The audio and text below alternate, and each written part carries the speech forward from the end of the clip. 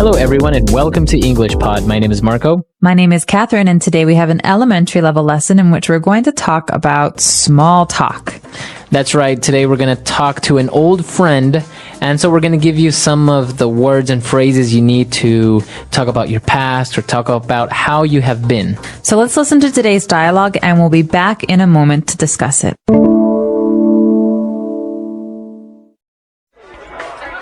I hate coming to high school reunions. It'll be great, honey. We will get to see your old classmates and catch up to see how they've been doing. Yeah, I guess so. Oh, look. There's Robert Matthews. Rob! Hey, Bill. Wow. Great to see you. Likewise, it's been a long time. This is my wife, Dorothy. Pleasure to meet you.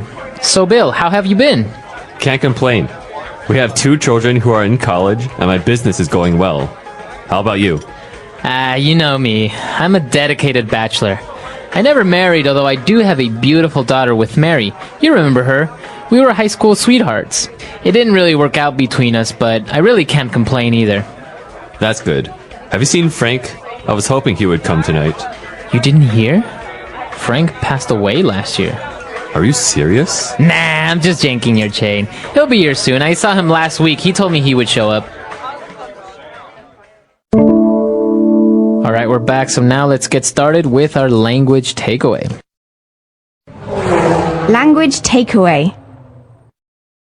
The first phrase we have here in language takeaway is a very important one because it is the setting for today's dialogue. We are at a high school reunion. That's right. So everyone knows what high school is, but a high school reunion is when you go back to your high school for a party, maybe 5 years or 10 years after you graduate. So then you meet all your old friends from high school. You talk about, how you have been and just meet up with everyone that maybe you haven't seen in a very long time. Exactly. So a reunion usually happens every 5 years, 10 years, or 20 years. It can happen at different times, but this is important because you can have many different kinds of reunions, like a college reunion or a high school reunion. I've even heard of some people who had an elementary school reunion. Really? Wow. Imagine seeing your classmates when you were maybe 10 years old. I couldn't imagine it. All right, so we're at a high school reunion, and we are there because we're going to meet our old classmates and to catch up and see how they have been. Okay, so this is exactly what you do at a reunion. You catch up with people that you maybe lost touch with. To catch up means to find out about what people have been doing since the last time you talked. So maybe Right. Marco and I were classmates in high school and we haven't talked in 10 years. I say, Marco, I want to catch up. I want to learn about what you do, who you married, where Right. you work, things like that. Right, so when 2 people get together to catch up, maybe it doesn't even have to be a very long time. Maybe you haven't seen your friend for a week, and so you want to get together, have a cup of coffee, and catch up and see how the relationship has been going or how his work, so you want to catch up. So you can say this in a very simple way. Let's catch up, or it's been nice to catch up. That's right. All right, moving on to our next word. This guy, Bill, meets up with Robert Matthews, and they're saying, hey, wow, great to see you. And he answers by saying, likewise. So it's good to see you. Likewise. Right. That means it's good to see you too. So you don't have to repeat everything that person just said. For example, if I just meet someone new and I say, it's a pleasure to meet you, you can say, I could say likewise. likewise. Because I don't want to say, it's a pleasure to meet you too. That's so many words. So likewise is a very short way to say all of those things. That's right.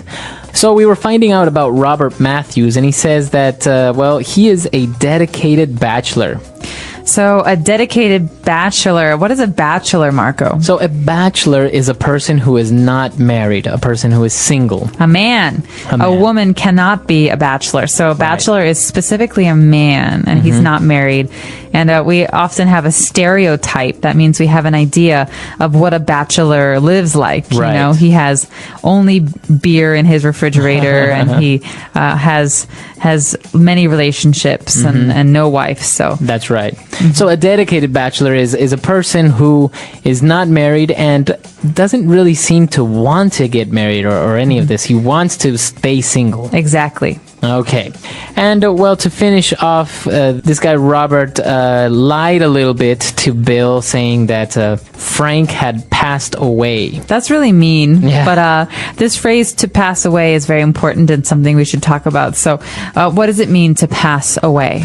It's another way of saying he died. So But it's nicer. Yeah, it's a lot more subtle and nicer. So instead of saying Frank died, you say Frank passed away. So you could say, last year my grandmother passed away. That's a way of saying that my grandmother died last year. But again, it's a lot nicer way to say. Right, to because say that. the word died can be a little bit too direct and too harsh. So maybe saying my grandmother passed away last year, it's a nicer way of saying it.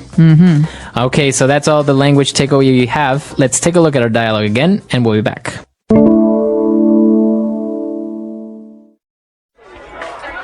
I hate coming to high school reunions. It'll be great, honey. We will get to see your old classmates and catch up to see how they've been doing. Yeah, I guess so. Oh, look. There's Robert Matthews. Rob! Hey, Bill. Wow, great to see you. Likewise, it's been a long time. This is my wife, Dorothy. Pleasure to meet you. So, Bill, how have you been? Can't complain. We have 2 children who are in college, and my business is going well. How about you? You know me. I'm a dedicated bachelor. I never married, although I do have a beautiful daughter with Mary. You remember her. We were high school sweethearts. It didn't really work out between us, but I really can't complain either. That's good. Have you seen Frank? I was hoping he would come tonight. You didn't hear? Frank passed away last year. Are you serious? Nah, I'm just janking your chain. He'll be here soon. I saw him last week. He told me he would show up. All right, let's move on now to 4 key phrases on Fluency Builder. Fluency Builder. So the focus of today's Fluency Builder is small talk. These are phrases you can use when you're at a reunion or a dinner, especially with people you don't know very well. So let's jump in and look at this first phrase. Great to see you. That's right. So he says, "Hey, Bill, wow, great to see you." So this is a nice little opening phrase saying, wow, I'm really excited to see you. I'm really happy to see you. Exactly. It means I'm happy. Look at you. Great to see you. You say this at the beginning of a conversation. That's right. And actually, Bill responded by saying likewise. So we talked about this. He's saying, wow, great to see you too. Then he continues by saying, it's been a long time. This means that these 2 people, they have not seen each other in a very long time. You can also say, it's been so long, or it's been a long time. That means it's been a long time since we last saw each other. That's right. So Robert goes on to ask Bill, he says, well, how have you been? How are things? Bill answers by saying, can't complain. Okay, so this is not grammatically correct. Normally you need a subject. Right. I can't complain.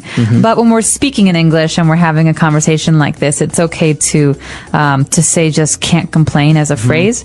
So he's saying, how have you been? Well, I can't complain. Right. Or can't complain. That means nothing bad has happened. Things Right. are okay.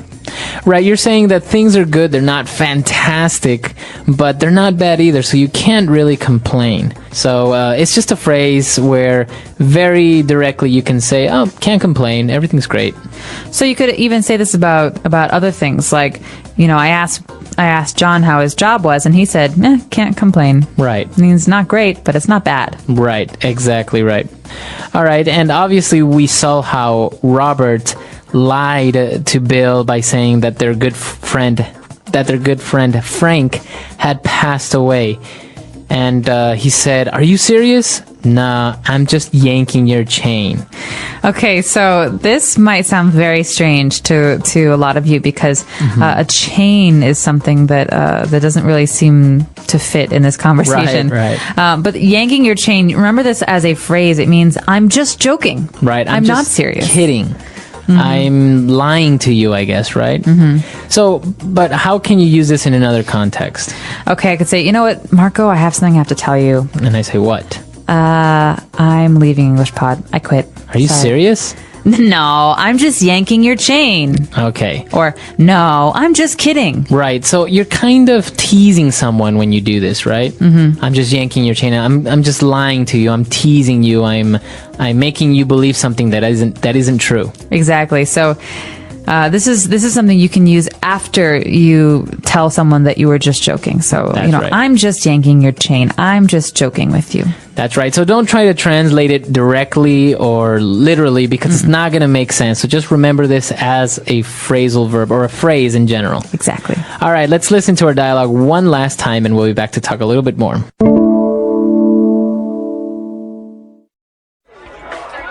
I hate coming to high school reunions. It'll be great, honey.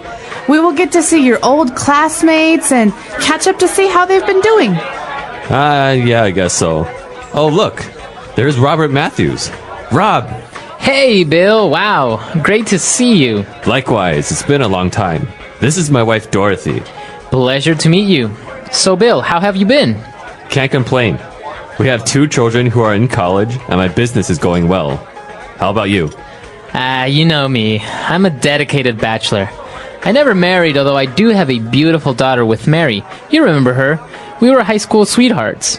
It didn't really work out between us, but I really can't complain either. That's good. Have you seen Frank? I was hoping he would come tonight. You didn't hear? Frank passed away last year. Are you serious? Nah, I'm just janking your chain. He'll be here soon. I saw him last week. He told me he would show up. All right, so we're back and talking about high school reunions. These are very popular in the United States, right? They are very popular, and I think people often have them every 5, 10, 15, 20 years. But most people don't go to the high school reunion until either 10 or 20 years after their high school graduation. Why is that? I think at 5 years is very soon. 10 years is nice because you haven't seen people, but 20 years is really, I think, shocking because people can be completely different or Right. they could be the same. But it's Right. been, you were 18 when you graduated high school. Now you're 38 years old. You have Right. this whole life that you've had. And so I think it's much more interesting. Yeah, it's very interesting, and I guess people go to these things half because they do want to maybe meet up with old friends that they haven't kept in touch with. I think especially this was very popular before the whole internet revolution. Now everyone's in touch on Facebook and emails, and it's just so much easier to keep in touch. But before, you have to remember that, it was basically by telephone or by mail. So actually seeing a person 10 years or catching up with them was very difficult back then. Yeah, we all see photos and videos now of our classmates, Right. and so it's not quite as surprising when we bump Yeah. into them later. But I think it is still interesting, though, because at least on my social networking websites, there are a lot of people that I don't have connections to. And so I look forward to my high school reunion when I get to see some of these people and kind of find out what they've been doing for the past 10 or 15 years. It's actually very interesting, I guess, when you see how your classmates have changed, how maybe the one that used to be the nerd or maybe not very attractive all of a sudden is really attractive and has like a supermodel as a wife, or how these things work out. Or the high school football captain is now kind of sad and, fat. Bald. So yeah, these are the types of surprises that people look forward to when they go to high school reunions. The English Pod Audio Review. Listen to the meaning, then say the vocabulary word. Meet each other. Catch up. Have strong loyalty to someone or something. Dedicated. Also. Likewise. Deceive someone in a friendly or playful way. Yank your chain. The person who you loved in high school. High school sweetheart. Let's try that faster. Deceive someone in a friendly or playful way. Yank your chain. Meet each other. Catch up. Also. Likewise. The person who you loved in high school. High school sweetheart. Have strong loyalty to someone or something. Dedicated. Now say the word and hear it in a sentence. Catch up.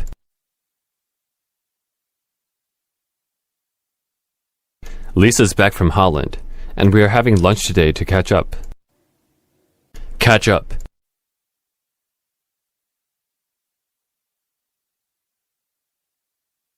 Hi, Jonas. I haven't seen you in a long time. Do you want to grab a drink after work to catch up? Catch up.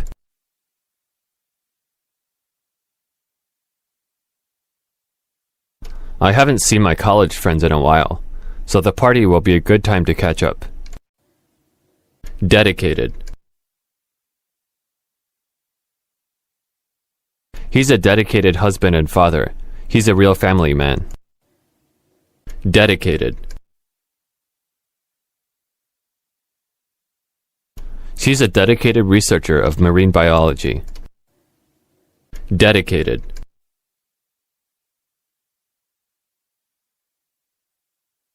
We need to hire a dedicated translator once we start doing more business with Vietnam. Likewise.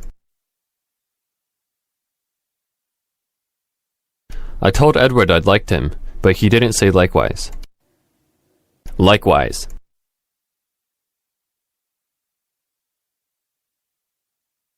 My parents want me to get a PhD, and likewise it's my dream to become a doctor. Likewise.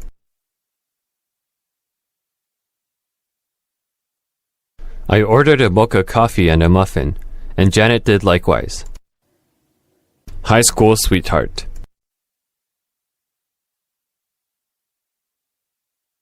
John married his high school sweetheart last year in a small wedding ceremony. High school sweetheart.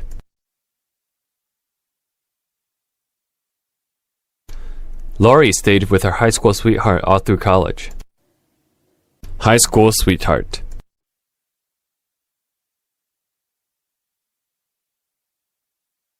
Robbie and Vanessa were high school sweethearts, but they've both moved on and started families now. Yank your chain.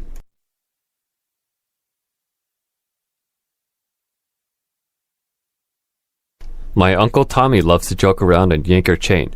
Just don't take anything he says too seriously. Yank your chain.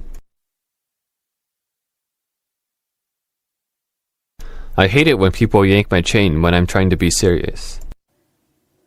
Yank your chain. Chill out, I was just yanking your chain.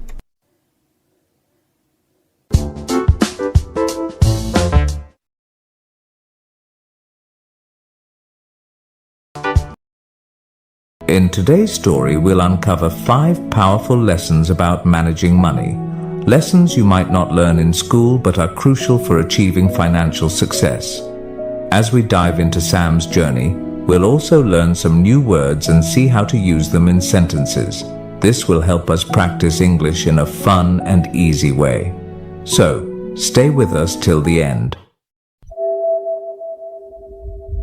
Once upon a time, in a bustling little town, there lived a 27-year-old man named Sam. One afternoon, he sat on the side of the road, lost in thought. Despite working hard for 5 years, his life hadn't improved. Sam wondered if there was a way to escape poverty and achieve true wealth. As he strolled by a grand mansion, something compelled him to step past the tall iron gate without permission.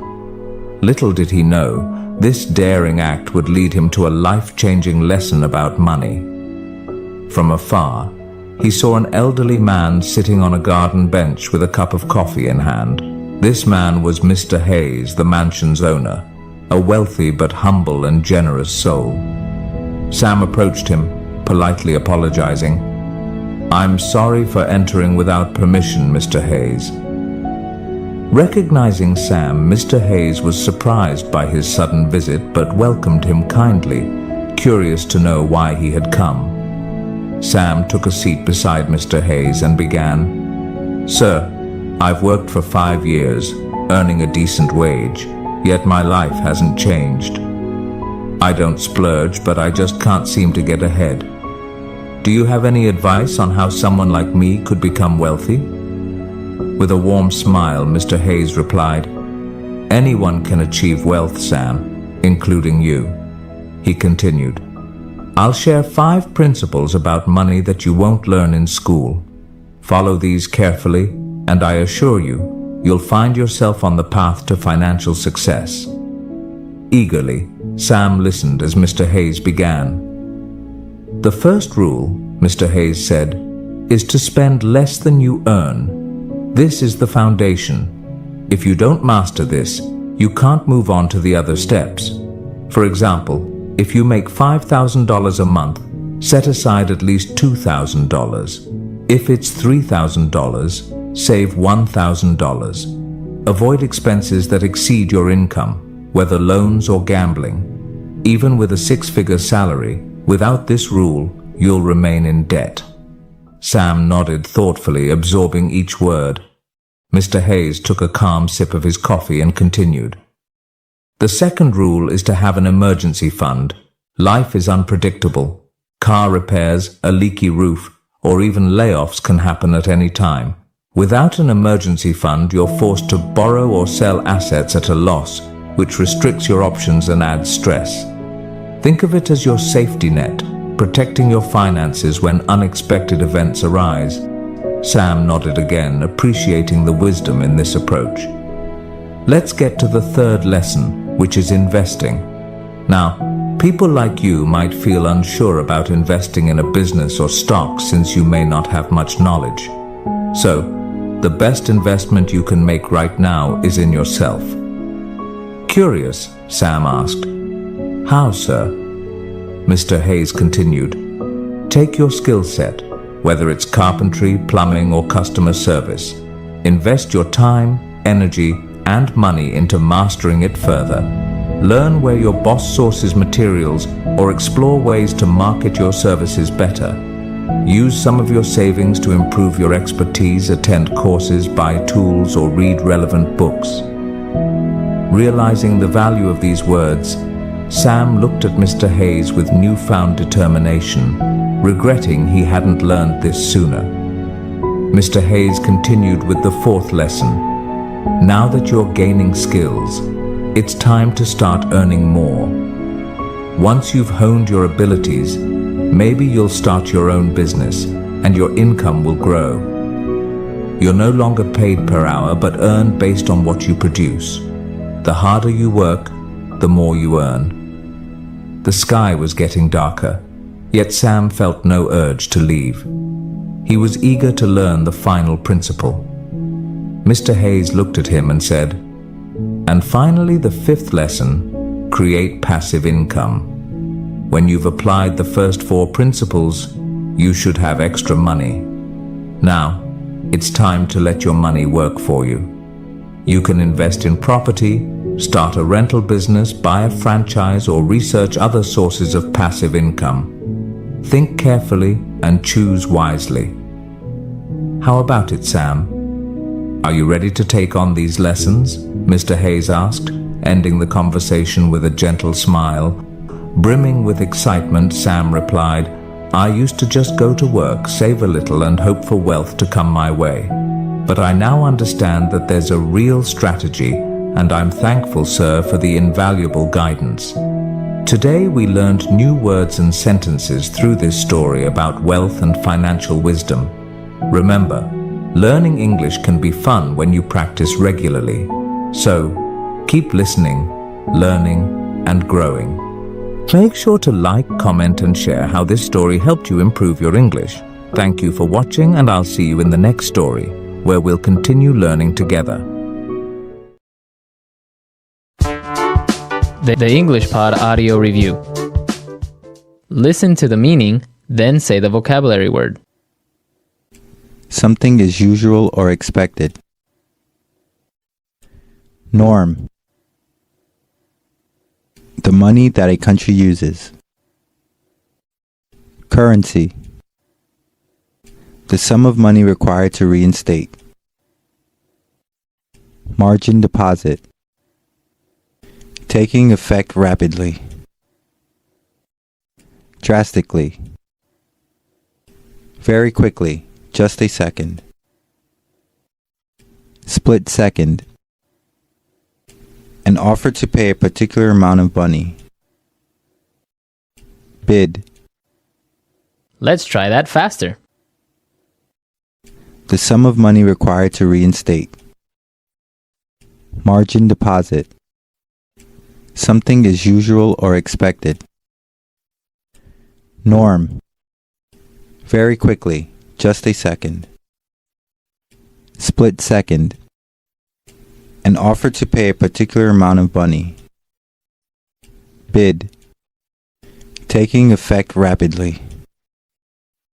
Drastically. The money that a country uses. Currency. Now say the word and hear it in a sentence. Norm. What's the norm in this company concerning protocol? Norm. This is the norm, so you'd better get used to it. Norm.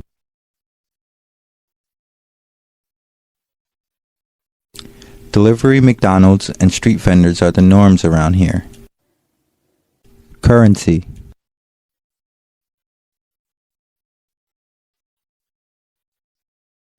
Before I went to France, I had to change some of my Canadian currency into euros. Currency. What's the currency in this country? Currency.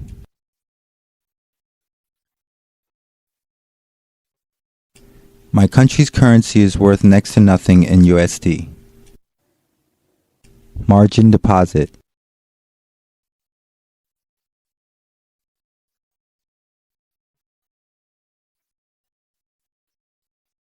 He decided to start with a margin deposit of GBP 100.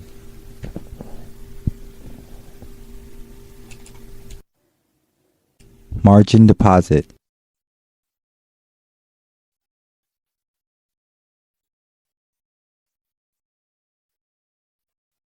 I can't believe that I can trade with USD 1 million deposit when I've only put in a margin deposit of USD 10,000.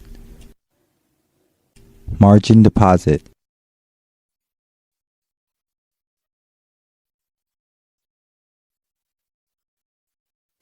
One has to be careful with trading using a margin deposit because the risk of losing more money than one has are high. Split second.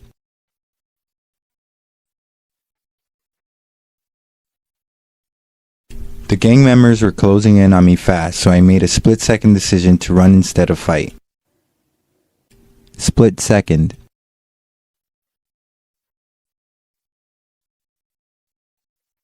My heart pounded as I made a split-second decision and took hold of her hand. Split second.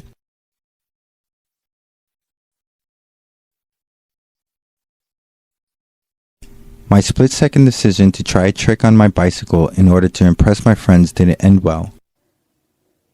Bid.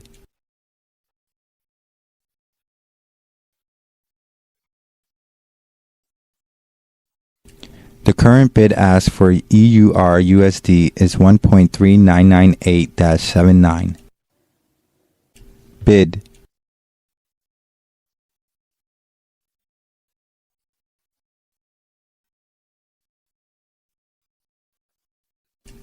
I bought euros at an ask of $1.4235 and sold British pounds at a bid of $1.5001. Bid.